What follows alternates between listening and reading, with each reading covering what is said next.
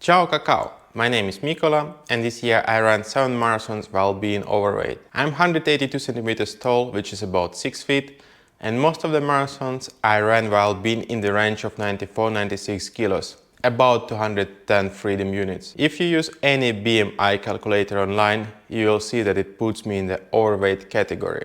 Action! While it does help to have a normal weight when running a 42.2k distance, it is still possible to get a shiny medal while being overweight like I am. You just have to run. Keep watching this video and I will share with you my top 3 tips on how to finish a marathon. Or 7. Since I was a kid, I never liked running. Pretty much just like any other sane person that I know. But then, one day, for no particular reason, I decided to go for a little run.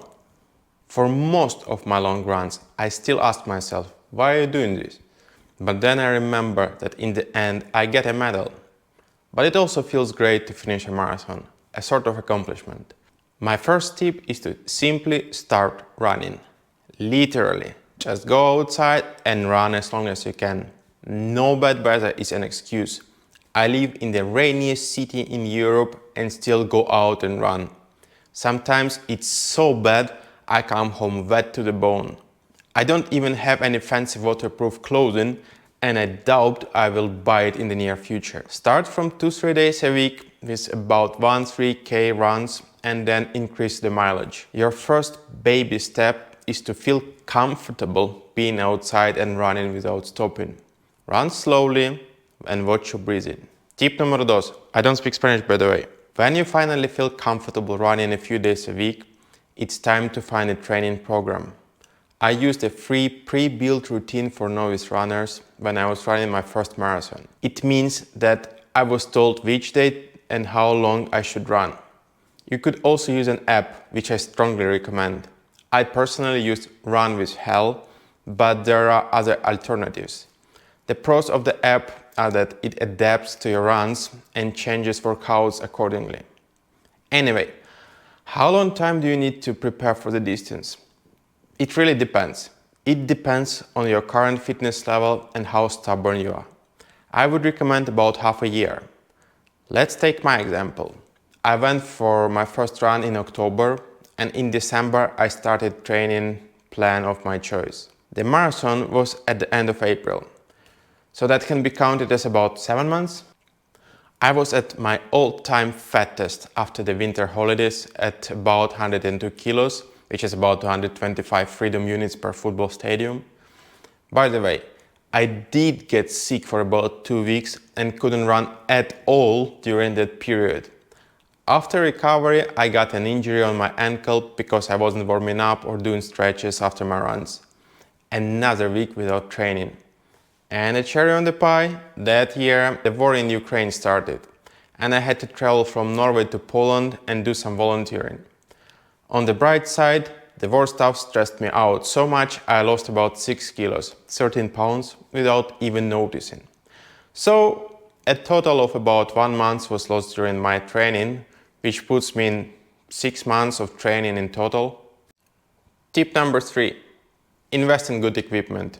I'm a chunky boy, but even I know that fitted shoes are way better for running than your regular trainers.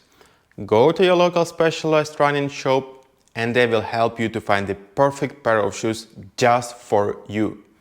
Now, it won't be cheap, but remember that from now on you will know which model of shoes to buy on the next big sale.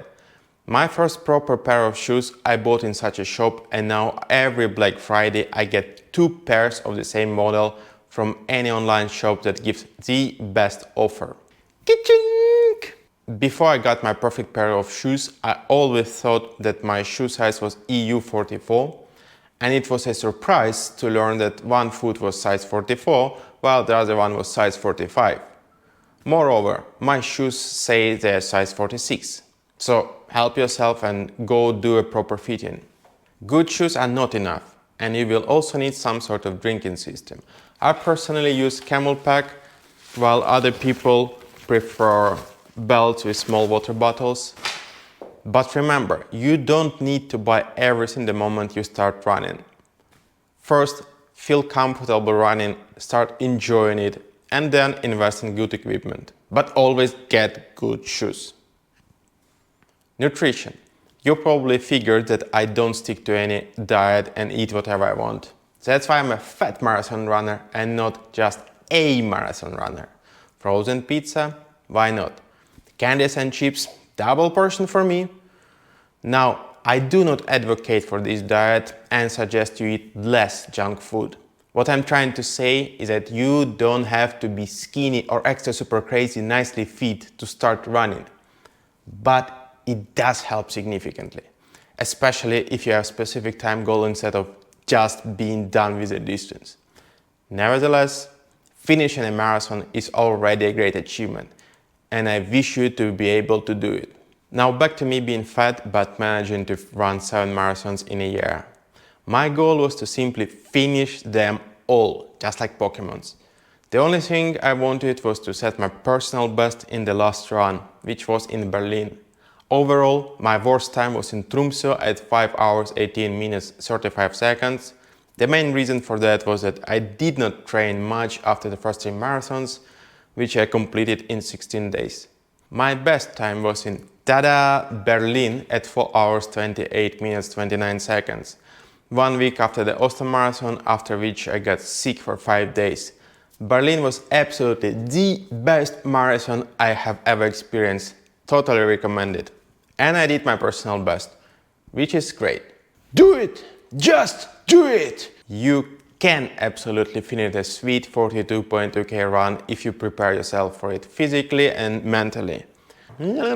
As for me, after finishing 7 marathons this year, I decided to take another challenge and registered for an Ironman. Full distance, of course. I will share my experience about training for it and the future videos, so stay tuned.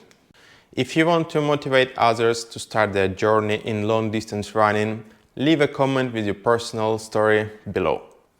Ciao, cacao! See you in the next videos. Meanwhile, enjoy the Mimi of the day.